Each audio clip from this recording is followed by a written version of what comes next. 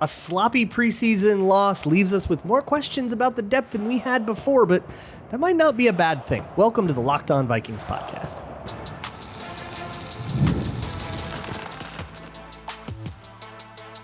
You are Locked On Vikings, your daily Minnesota Vikings podcast, part of the Locked On Podcast Network, your team every day.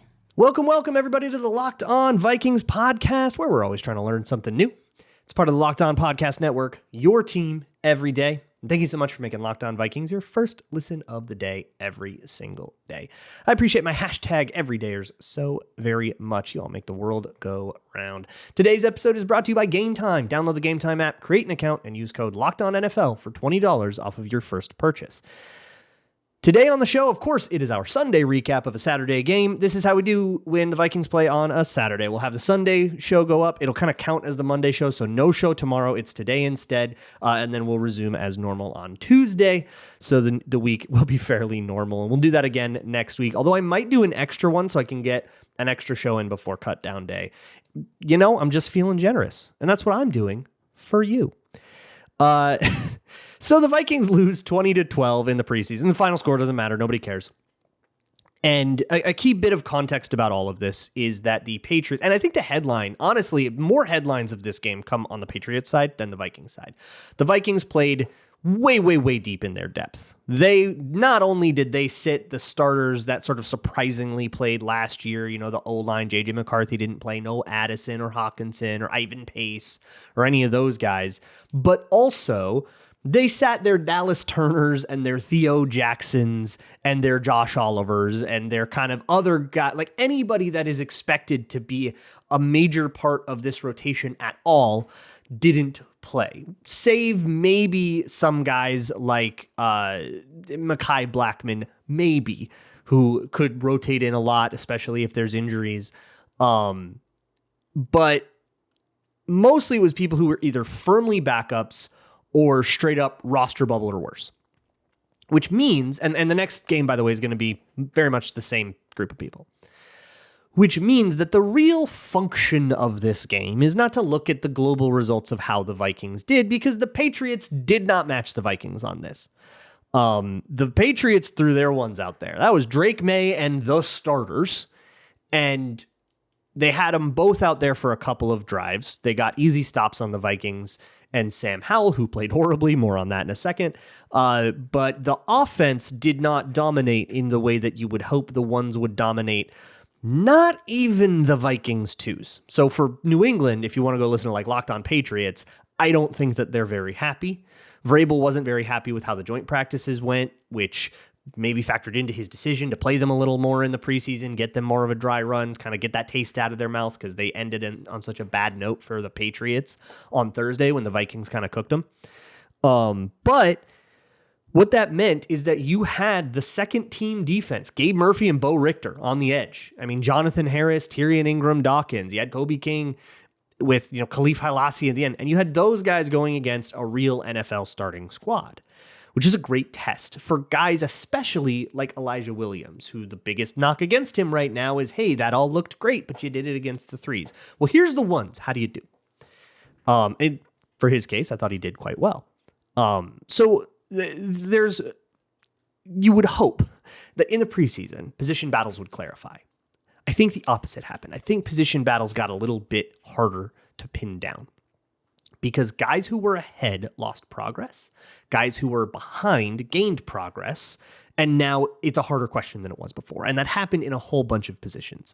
So we're going to kind of go down and talk about it kind of organized through that, through where people are in the horse race of making the roster or not.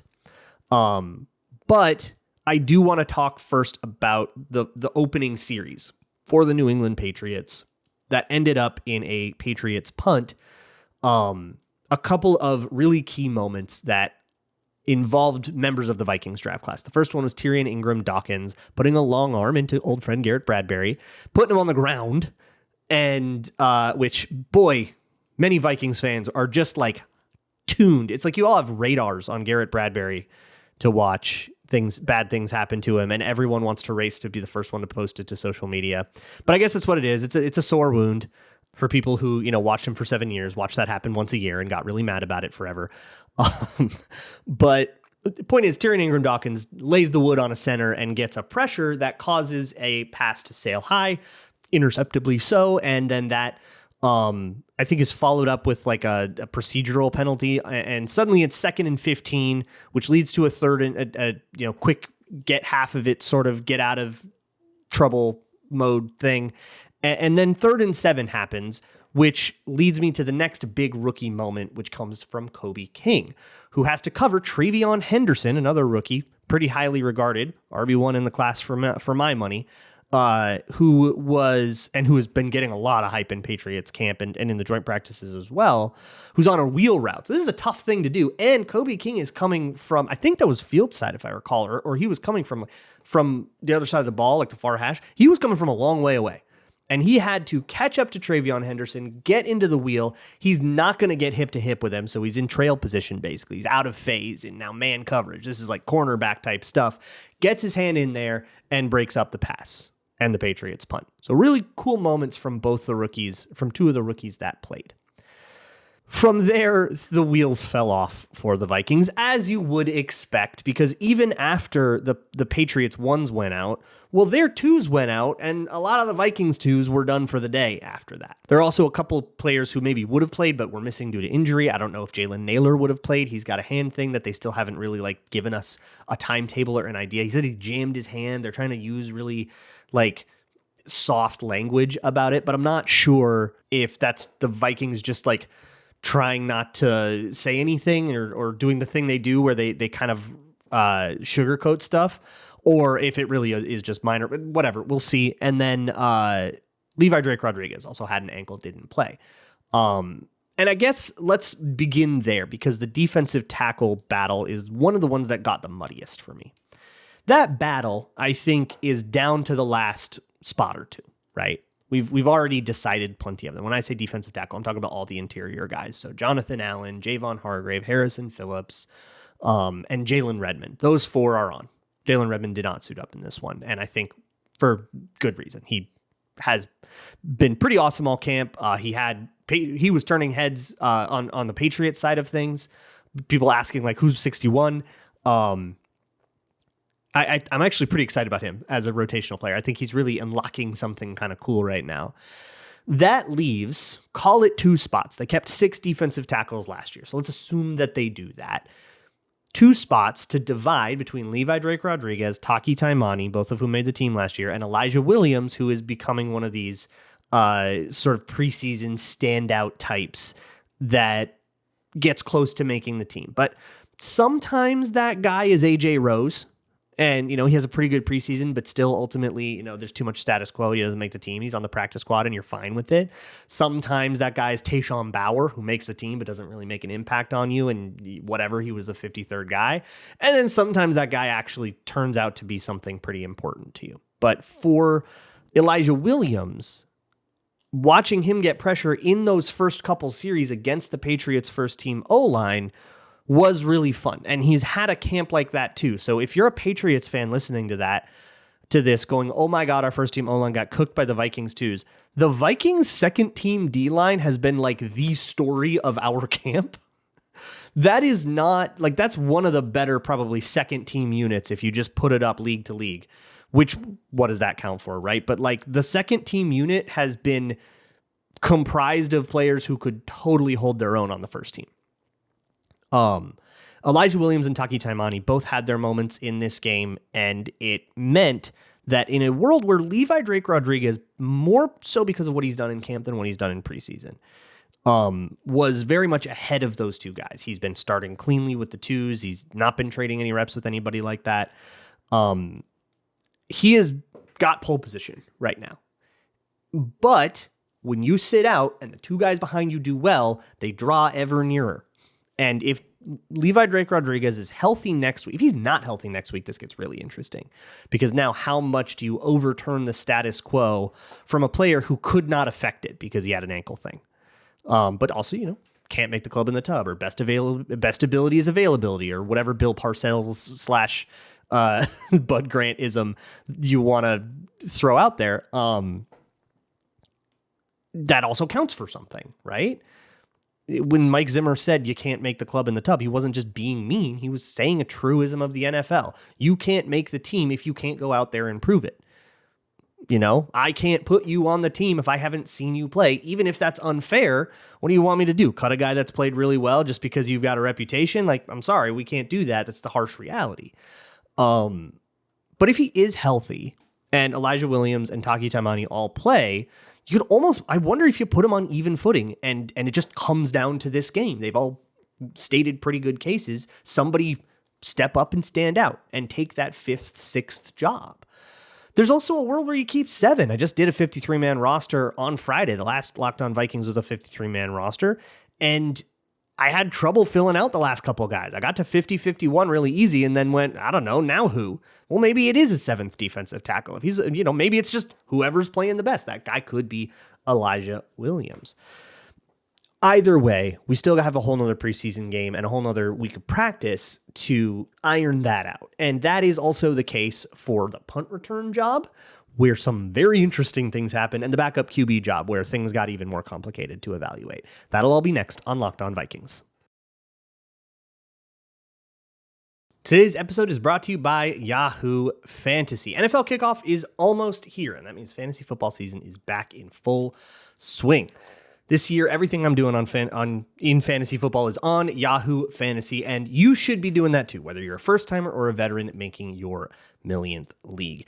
They are rolling out a whole bunch of new updates and like obscure ways to play if you're somebody who's been playing vanilla fantasy football for a long time and you're looking to shake things up, or you can just stick to head-to-head leagues. You can even jump into public leagues and play competitively against people all around the world. To celebrate 28 years of fantasy football greatness, Yahoo Fantasy is dropping 28 big new features over 28 days throughout August. To kick it off, they dropped Yahoo Fantasy Guillotine Leagues, a killer new way to play fantasy football on Yahoo, where the lowest scoring team gets eliminated each week until there's one team left standing. With the season around the corner, now's the time to get your league together and give this new mode a try. Or if you're more into the classics, you can still play in head-to-head private leagues or join a public league. Stay tuned for more killer announcements and start playing Yahoo Fantasy Football now at yahoofantasy.com/LockedOnNFL.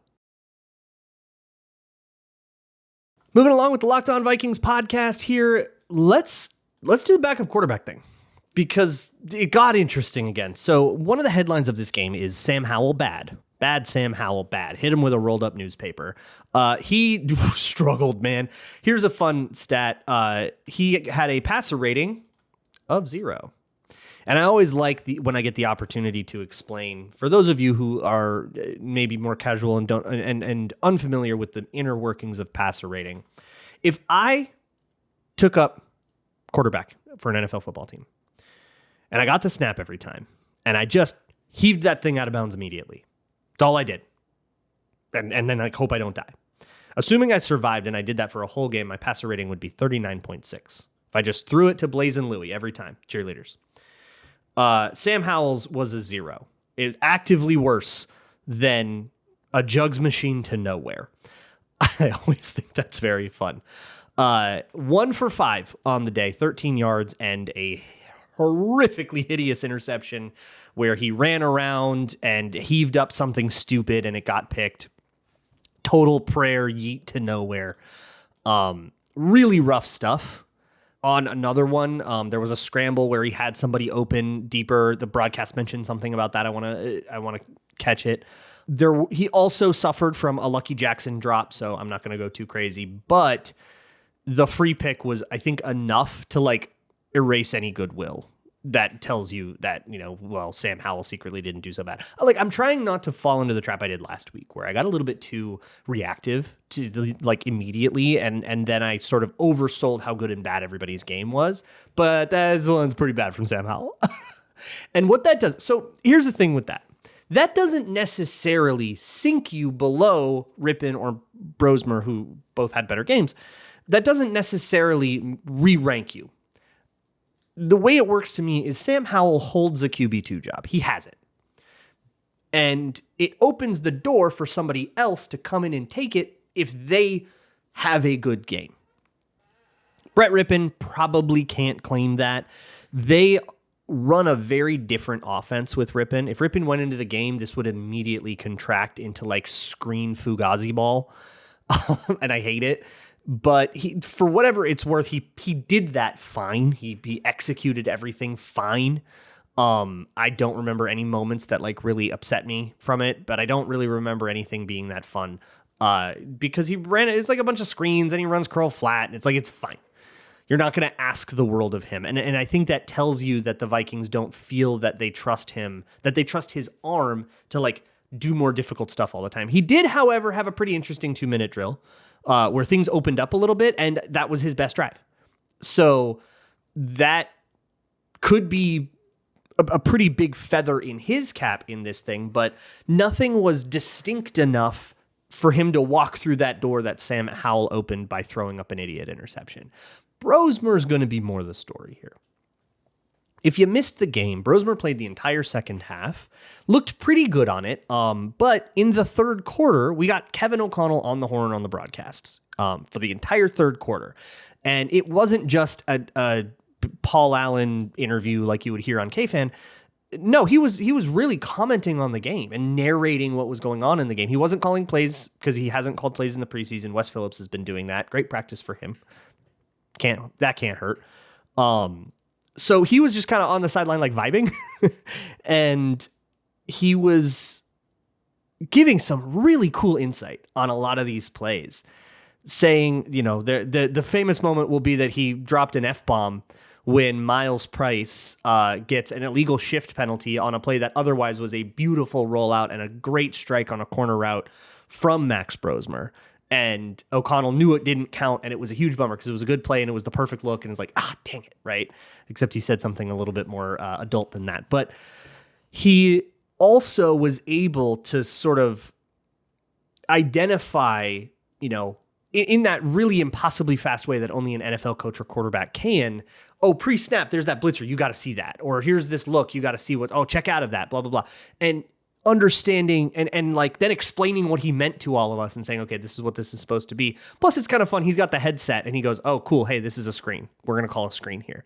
Oh, this is going to be, we're going to let, I think on a third down, he said, oh, we're going to let Max play a little bit here because we've got a 4 verticals look.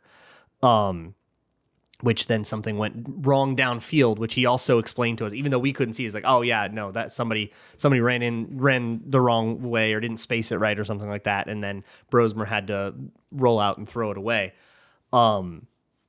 He gave us a great ism, which is GBOT mode, GBOT, get back on track mode, which happens after a 5-yard sack. But what also happened was a bunch of procedural disaster stuff. There was a drive that started with the F-bomb illegal shift penalty. And then a defensive holding actually undoes that penalty yardage. And then a great opportunity for a deep ball to Jay Sean Jones, totally overthrown. And then another rollout where there were opportunities downfield and he didn't get it. And it turns into 3rd and 4 million yards. And then a delay of game penalty. And Kevin Okonnell at this point visibly angry about all of this and trying not to be too mean because he knows he's on a hot mic. But you could tell he was about to go like rip those guys a new one after he got off that mic. So 3rd and 4 million and 5. Then there's a sack after that. Just this total disaster meltdown sequence followed by a multiple penalty punting disaster on the 4th down. That we all got to see Kevin Okonnell like die in real time and then have to like put on a face and like still be media appropriate.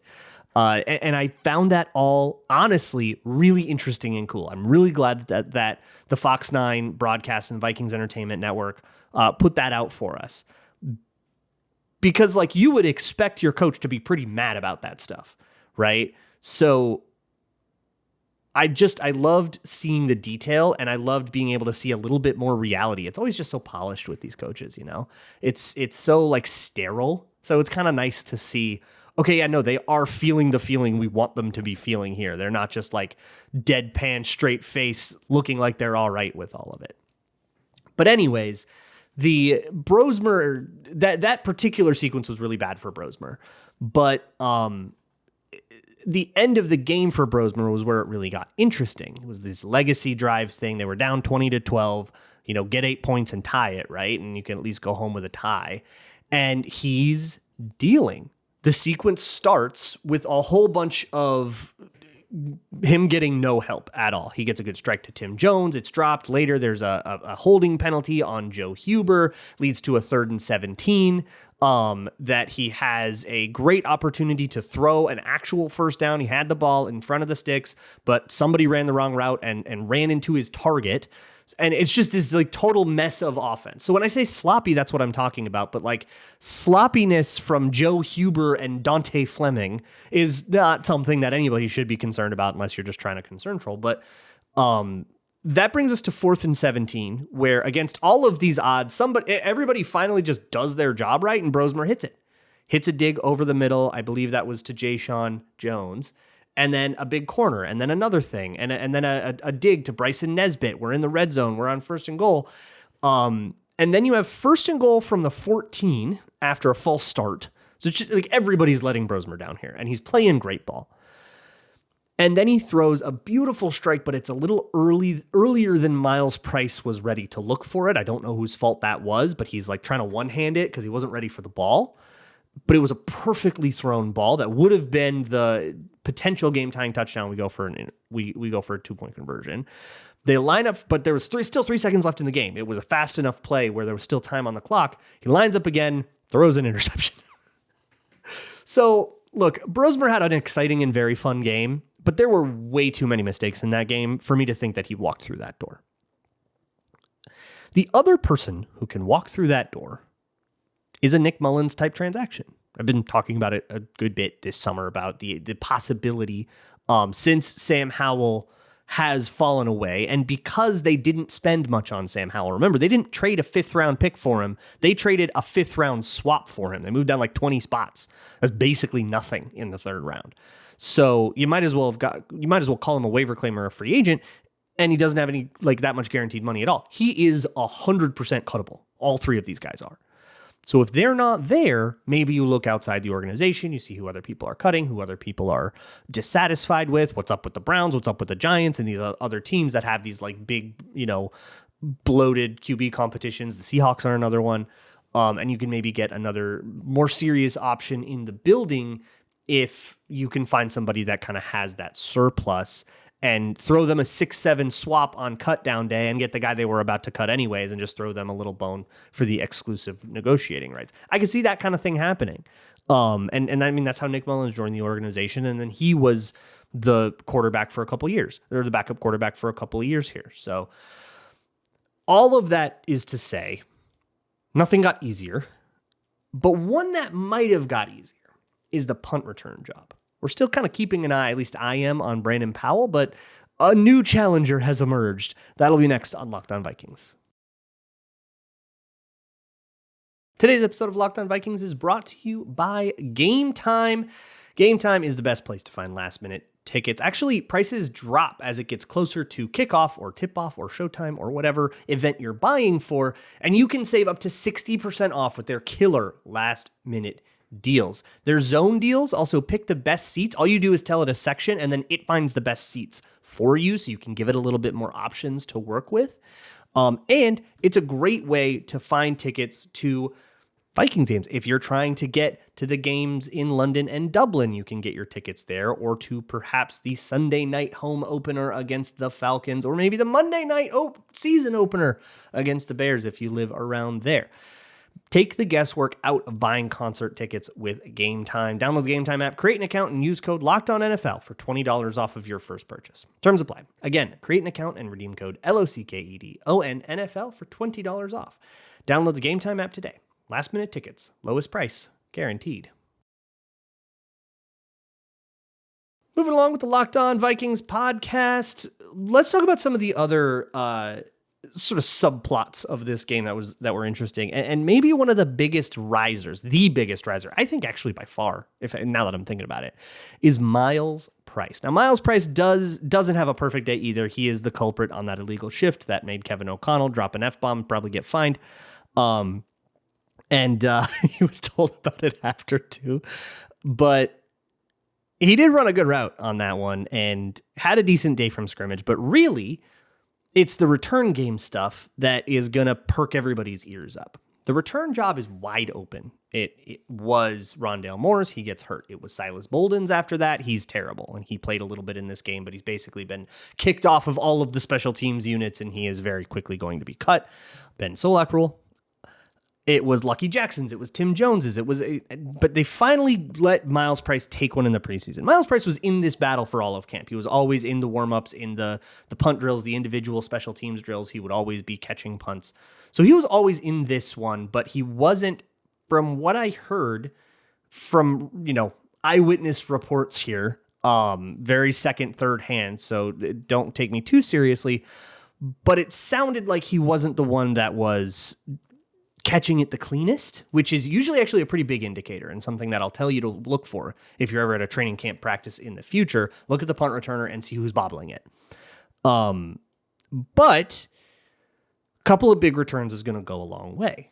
And one was punt, one was kickoff. You can do both of those things. That's really exciting. The other challenger, the wrench in all of this, though, is Ty Felton, who had a pretty rough day in special teams, but a good day from scrimmage. He had that really cool tip drill thing. There was a pass, I think it was Howell, or it might have, no, it was Rippin by then. It was behind him. And so he had to kind of reach over a defender, really tough thing to do. And he doesn't bring it in, but it bounces, I think, off of that defender's helmet or his hands. It's hard for me to tell. Straight up in the air, and he comes down with it for a big gain and had a couple of other big gains too. So a decently productive day from scrimmage. However, he blows contain on a punt gunner rep. He fumbles I think it was a kickoff return. He fumbles there. So a rough day from special teams. So while Ty Felton fumbles a return, Miles Price almost houses one. He breaks one tackle, finds the crease, gets upfield, gets hawked, which sucks. You can't get hawked on those, but you got to score that. But he gets tackled at like the 9-yard line. So everybody's still hooting and hollering about it for sure. And he also gets a great punt return where he finds a beautiful crease, just the vision. He's just feeling it. That's going to go a long way. And like, you cannot have a bigger contrast between who I think the guy who has both jobs right now is Ty Felton. And I think that's part of why they drafted him, was so that they could give him all of those jobs, especially if Rondale Moore goes down. Oh, it's fine. We got Felton. Like, that's part of what they wanted there. But when Ty Felton fumbles one and Miles Price houses one, yeah, you're going to rethink that. That's a big contrast. There's a lot going on there. The problem is, what has he been doing all the other times? So just to kind of reverse engineer, deductive reasoning here, Miles Price was pretty low on that depth chart. Rondale was first, and then it was Lucky and Ty Jackson and Silas Bolden, and all those guys got in before Miles Price, which sort of validates the eyewitness. Like, I'm pretty sure it was like a YouTube commenter or something that I'm remembering. Somebody said it, and I've internalized it now, so I cannot verify that source. But it sure does validate that if he looked like the shakiest one, he would be the last one to go in. So I'm being very speculative here, but it does add up, I guess. And so that if that is the case, then that might go further than a couple of pretty good returns against a preseason special teams unit. All that said, this is another one where it suddenly gets a lot harder to figure out who's going to be returning stuff. Is it going to be Felton on both sides? Is Brian Flores going to capitulate and let Isaiah Rodgers do this? And this is actually all just a moot point. They're just trying to get the reps done for everybody else on the special teams unit. Is it going to be some surprise, like it's going to be Lucky Jackson or something like that, who had a really rough day, had a couple of drops, and maybe lost a hold on that wide receiver 4 position, but I don't know who comes out and takes it. I would say Miles Price, but getting a procedural penalty is a pretty rough black spot on the record there. So there's a lot of these questions. A couple other intriguing things. Xavier Scott had another good game. He seems to be really dynamic and electric with it in space, very decisive. Walter Rouse and Blake Brandel started the game at right tackle and right guard, respectively. They looked great. I thought Michael Juergens had a nice game. Joe Huber struggled a little bit. I thought I saw him take some L's. I saw him take an L to Milton Williams. I'm not going to kill you over that one, man. You are not supposed to be in there against Milton Williams. That was the Patriots playing their ones, and you took an L there. That's okay. But there was a holding penalty, like I had mentioned before, a holding penalty all the way in the fourth quarter, and he played the whole game. And then Henry Bird out to tackle, which is pretty bad news for everybody else at tackle who was active but played after him, which includes Leroy Watson and Logan Brown.